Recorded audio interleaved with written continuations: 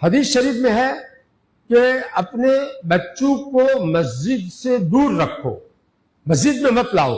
جنبوا مساجدکم صبیانکم ومجانینکم، تم اپنے چھوٹے ناسمجھ بچوں کو اپنی مسجدوں سے الگ رکھو، مسجدوں میں مت آنے دو، اور اپنے پاگلوں کو بھی مسجد میں مت آنے دو، ورنہ وہ دھمال کریں گے اور نماز خراب کریں گے. اسی طرح بچہ بھی جو ہے نادان ہے تو لوگوں کی نماز خراب کرے گا، بولے گا اور پتہ نہیں مسجد ناپاک کرے گا. یہاں بہت سے لوگوں کے ذہن میں شیطان نے یہ پٹی ڈال رکھی ہے کہ یہ چھوٹے بچوں کو ہم مسجد میں نہیں لائیں گے تو یہ بڑے ہو کر مسجد سے بہت دور رہیں گے، مسجد سے بہت دور رہیں گے. یہ مسجد میں آنے کے لیے ان کو ابھی سے مانوس کرنے کے لیے ہم لاتے ہیں. یہ یہاں کے مانگرول والوں کا عام ذہن ایسا ہے. ایک صاحب نے مجھے صاف الفاظ میں یہ بات بھی کہی کہ بچوں کو نہیں لائیں گے تو یہ بڑے ہونے کے بعد دور رہیں گے مسجد سے. میں نے ان کو سمجھایا یہ تمہاری سوچ ہے، اور یہ تمہاری سوچ نبی کی سوچ کے خلاف ہے اور نبی کا حکم کے خلاف ہے. نبی کا حکم یہ ہے کہ اپنے چھوٹے بچوں کو مسجد میں مت لاؤ. جنبوا مساجدکم صبیانکم، حکم دیا ہے ہمارے نبی صلی اللہ علیہ وسلم نے کہ اپنے چھوٹے بچوں کو مسجد میں مت لاؤ. یہ حکم جو ہے اللہ کی طرف سے انہوں نے دیا ہے، اپنی طرف سے نہیں دیا ہے. تو نبی کے حکم کے خلاف تمہاری جو سوچ ہو تو وہ سوچ کیسے صحیح ہوگی؟ پھر میں نے ان کو اچھی طرح سے سمجھایا. میں نے کہا دیکھو یہ چھوٹے بچے جو ہے وہ جب کچھ مسجد کا ادب نہیں جانتے ہیں اور جو پاکی ناپاکی کے مسائل جانتے نہیں ہیں تو مسجد میں آئیں گے تو جو ہے جگہ وضو کی جگہ جو ہے وہ ناپاک کر دیں گے، ان کا پیر ناپاک ہوگا اور دھو نہیں سکیں گے، اور تر کر کے جو خشک تھا اس کو تر کر کے جگہ ناپاک کر دیں گے. تو کیا ہوگا پھر؟ بڑوں کی نماز نہیں ہوگی. نماز بچے بڑے پڑھ رہے ہیں اور وہ پیچھے وہ شور کریں گے. آج کا واقعہ ایک صاحب نے سنایا کہ ایک مسجد میں بچے نے پاخانہ کر دیا. وہ تکلیف کو کیسی تکلیف ہوئی ہوگی؟ یہ یہاں تک نظر جو ہے نبی کی پہنچ سکتی ہے کہ ایسے چھوٹے بچوں کو مسجد میں لانے کا کیا نقصان ہے. نبی کی اور اللہ تعالیٰ نے نبی کے ذریعے سے ایک پیغام دیا ہے. اس لیے اب اپنی عقل مت چلاؤ، نبی کے حکم کے سامنے اپنی عقل مت چلاؤ، اپنی عقل کو فیل سمجھو. ہماری عقل کیا ہے؟ ہمارے نبی جو اللہ کی طرف سے پیغام ہم کو پہنچاتے ہیں ہمیں اس کی پیروی کرنی ہے، اسی میں ہمارا فائدہ ہے. دیکھو 7 سال کی عمر ہونے سے پہلے تو نماز کا حکم بھی دینے کا نہیں ہے کہ نہیں؟ اب تم کو اپنے بچوں کی عمریں معلوم ہونی چاہیے اور وہ بھی اسلامی اعتبار سے معلوم ہونی چاہیے کہ اسلامی تاریخ، اسلامی مہینہ لکھ کر کے رکھنا چاہیے کہ اس کے ہمارا یہ مصطفیٰ جو تراویح پڑھاتا ہے جب وہ 6.5 سال کا ہوا، میں نے تاریخ لکھی ہوئی ہے، تو وہ دوسرے بچوں کے ساتھ مسجد میں آنے کا اس کو شوق ہوا.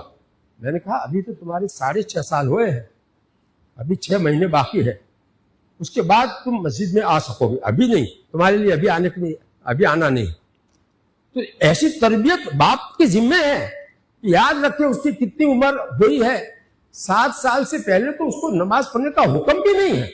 حکم جو دیا ہے 7 سال کی عمر اسلامی اعتبار سے پوری ہو جاوے اس کے بعد میں اس کو نماز پڑھنے کا حکم دو. یہ ہے، یہ حکم نہیں ہے کہ ان کو مسجد میں لاؤ. 7 سال کی عمر میں ان کو مسجد میں لاؤ، ایسا کسی حدیث میں نہیں ہے. اگر 7 سال میں بھی وہ اگر جو ہے مسجد کا ادب نہیں جانتا ہے اور جو ہے اس نماز پڑھنے کا ڈھنگ نہیں آتا ہے اور وضو کا طریقہ نہیں آتا ہے، اس کو لاؤ گے تو کیا کرے گا؟ وہ دوسروں کی نماز خراب کرے گا. اس لیے 7 سال کی عمر میں کیا حکم ہے؟ پہلے اس کو نماز سکھاؤ، وضو سکھاؤ اور اس کو نماز گھر میں پڑھاؤ تاکہ وہ نماز کی عادت اس کی ہو جاوے. مسجد میں لانے کے لیے تو عمر کون سی ہونی چاہیے؟ مسجد کا ادب وہ سمجھے اور مسجد میں شور نہ کرے، مسجد کو ناپاک نہ کرے، پاکی ناپاکی کو سمجھنے لگے، مسجد کا ادب احترام سمجھنے لگے، نماز کیا چیز ہے اس کو سمجھنے لگے، اس کے بعد اس کو مسجد میں لاؤ. چاہے وہ 8 سال کی عمر میں ایسا ہو جاوے یا 9 سال کی عمر میں ہو جاوے یا 10 سال کی عمر میں ہو جاوے. نماز کی تاکید اس لیے ہے کہ اگر نابالغ ہونے کے اوپر نماز فرض نہیں ہے، 10 سال کا بچہ ہے ابھی بالغ نہیں ہوا ہے تو اس کے اوپر نماز فرض نہیں ہے، لیکن اس کی تاکید اتنی ہے کہ 10 سال ہو جاوے اور پھر بھی نماز نہ پڑھے تو اس کو مار کر نماز پڑھاؤ. لیکن ہاتھ سے مارنے کا کہا ہے، لکڑی سے نہیں، ڈنڈی سے نہیں. تو ہاتھ سے تو مارے گا تو اس کے ہاتھ کو بھی لگے گا تو پتا چلے گا کہ بچے کو کتنا لگا ہوگا. تو اس لیے جو ہے ہاتھ سے مارنے کا ہے. بالید لا بالخشبۃ ایسی قید ہے در مختار میں. خیر، تو میں آپ کو یہ سمجھانا چاہتا ہوں کہ 10 سال کی عمر میں بچہ کو نماز پڑھنے کی تاکید اتنی زیادہ کیوں کی ہے کہ مار کر پڑھاؤ؟ اس لیے ابھی فرض تو ہوئی نہیں اس کے اوپر، بالغ ہوا نہیں، فرض تھا. یہ اتنا اہم فریضہ ہے کہ بالغ ہونے سے پہلے اس کی عادت اس کی نہیں ہوگی تو بالغ ہونے کے بعد اس کی نماز جائے گی، قضا ہوگی، چھوڑ دے گا. ایک نماز بھی چھوڑے گا تو جہنم کا جو ہے مستحق بن جائے گا.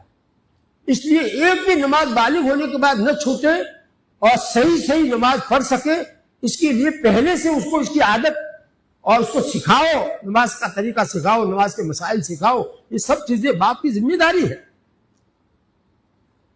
یہ اس لیے ہے، اس لیے نہیں ہے کہ مسجد کو میں لا کر مسجد کا ادب، مسجد کی بے ادبی کراوے یا لوگوں کی نماز خراب کراؤ. اس کے لیے نہیں ہے. نماز کی اہمیت ہے اس کے ذریعے سے. 7 سال کی عمر میں نماز پڑھنے کا حکم دو، اس میں مارنے کا نہیں کہا ہے، حکم دو. اور حکم دینے کا کیا مطلب؟ سکھاؤ اس کو نماز، اور نماز پڑھاؤ، نماز پڑھنے کا ڈھنگ اس کو سکھاؤ، وضو کرنے کا ڈھنگ سکھاؤ، وضو کس سے ٹوٹ جاتا ہے، یہ سب چیزیں بتاؤ. یہ امر کس کا ہوتا ہے؟ صحیح کام کا امر ہوتا ہے نا. یا جو ہے ایسے جو بھی تند آوڑے پر وگر وضو بھی کر سکتے تارے تو چال سے آؤ سکھوا اس کو. صحیح نماز اس کو سکھاؤ. پہلے تم باپ ہو، سکھاؤ اور سکھا کر کے اس کو پڑھاؤ اپنے گھر میں. جب اس کی اتنی سمجھ ہو جائے کہ وہ مسجد کا ادب کر سکے، مسجد کو ناپاک نہ کرے، اس کے بعد اس کو یہ مسجد کے آداب بتا کر کے اور پاکی ناپاکی کی اہمیت بتا کر کے پھر اس کو مسجد میں لاؤ، تو اب جو ہے لانا تمہارا صحیح ہوگا. چاہے وہ 8 سال کی عمر کا ہو جائے یا 9 سال کی عمر کا ہو، سمجھدار ہو گیا، اب اس کو سمجھا کر کے پھر لاؤ. یہ ترتیب ہے. اللہ تعالی ہم سب کو صحیح سمجھ عطا فرمائے. حدیث کے سامنے عقل چلانے کا کیا مطلب ہے؟ مسائل میں آدمی عقل چلاوے. ارے جو مسائل ہے قرآن و حدیث سے نکالے ہوئے ہیں، قرآن و حدیث کی بات ہے، وہ اس میں آدمی اپنی عقل چلاوے تو یہ آدمی جو ہے گمراہ کہلائے گا. بہت سے لوگ جو گمراہ ہوئے ہیں وہ اسی طرح سے گمراہ ہوئے ہیں کہ حدیث کے سامنے اپنی عقل چلاتے ہیں اور حدیث کو نہیں مانتے، عقل میں نہیں آتی اس لیے حدیث کو نہیں مانتے، منکرین حدیث ہو گئے وہ. اللہ تعالی ہم سب کو ایسی گمراہی سے بچاوے. وآخر دعوانا ان الحمد للہ رب العالمین.